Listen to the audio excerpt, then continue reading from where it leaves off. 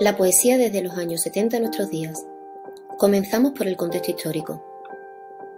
La muerte de Franco significó el fin de la dictadura, lo que desde el punto de vista literario se tradujo en la desaparición de la censura, la recuperación de autores exiliados, la apertura a la literatura extranjera, la proliferación de premios y certámenes literarios y la aparición de una gran cantidad de autores.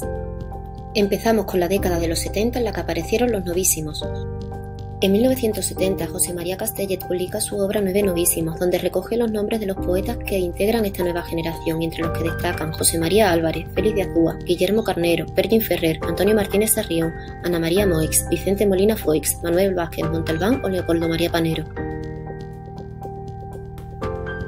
Estos poetas abandonan la poesía social. La poesía aparece ahora como tema y recupera su papel lúdico, experimental, abandonando el tono intimista y autobiográfico.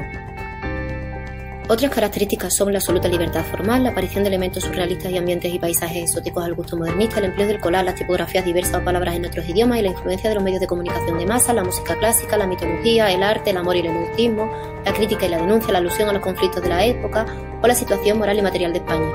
Podemos diferenciar dos tendencias. Una que arranca de la cultura popular y revaloriza los materiales tradicionalmente no poéticos con un lenguaje cotidiano. Aquí encontramos autores como Vázquez Montalbán, Ana María Moix o José María Álvarez, y otra que emplea mitos populares, un lenguaje rítmico y musical, la artificiosidad y el exotismo. Aquí podemos señalar a Perkin Ferrer y Guillermo Carnero. En la década de los 80 hablaremos de los posnovísimos.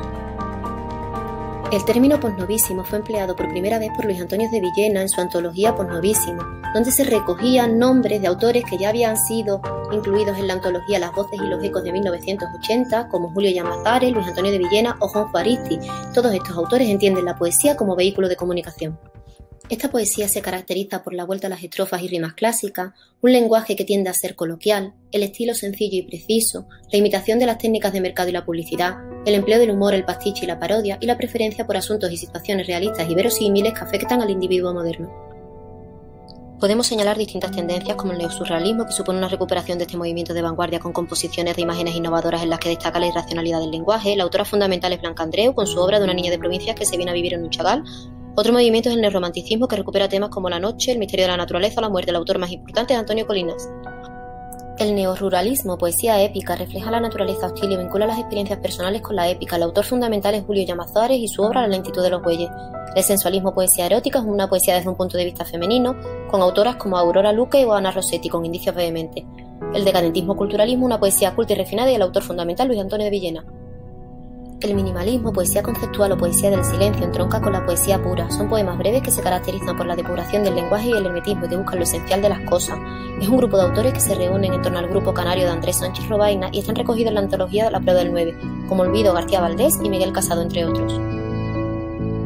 La poesía de la experiencia supone la vuelta a la poesía de los 50, con una poesía realista de temas cotidianos y urbanos, con una expresión coloquial y cierta narratividad y una visión desencantada de la vida en la que se retoma la crítica ética y social. Los principales autores son Luis García Montero, Felipe Benítez Reyes y Juanjo Aristi. En los años 90 hablamos de realismo sucio con Roger Wolf. Por último señalamos el auge de la poesía femenina con autoras como Juana Castro, Ana Rossetti o Blanca Andreu. Terminamos con la década de los 90 y principios del nuevo milenio. En estos años sobresalen dos tendencias que se contraponen entre sí, la poesía del silencio y la poesía de la experiencia. Estos acusan a los poetas del silencio de elitistas. Por su parte, los poetas del silencio acusan a los de la experiencia de vulgarizar la poesía. No obstante, podemos ver un predominio de la poesía de la experiencia. A finales de la década de los 90 podemos mencionar la poesía de la diferencia de Antonio Rodríguez Jiménez, que propugna la libertad creativa individual independiente de los poderes públicos, y el colectivo valenciano Alicia Bajo Cero y las llamadas Voces del Extremo, que se reúnen anualmente en Moguer coordinados por Antonio Orihuela. Es una poesía comprometida, crítica y política, el autor fundamental Jorge Richman. Por último, debemos señalar que el panorama actual es muy complejo por la gran cantidad de autores y la falta de perspectiva. Este se caracteriza fundamentalmente por el cambio en los canales de comunicación con la popularización de Internet y el auge de la micropoesía.